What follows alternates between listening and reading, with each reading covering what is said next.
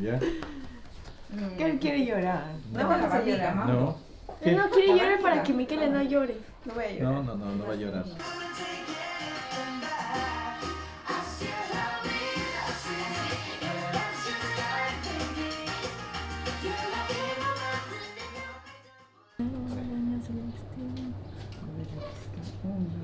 ¿Complicado ponerlo? Puedes bien, se necesita ayuda.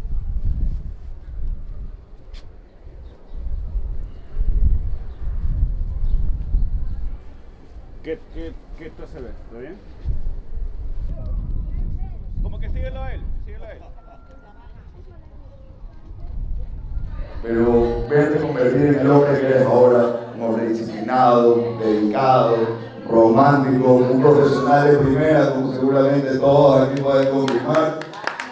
Eso, mi hermano, ha sido un privilegio.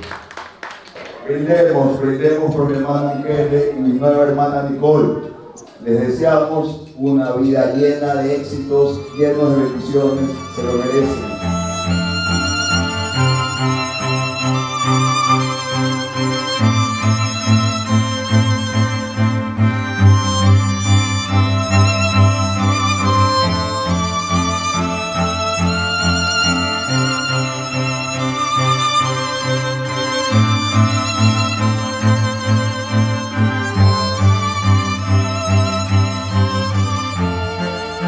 Yo, Miquel, te recibo a ti, Nicole, como esposa y me entrego a ti. Y prometo serte fiel en la prosperidad y en la adversidad, en la salud y en la enfermedad, todos los días de mi vida.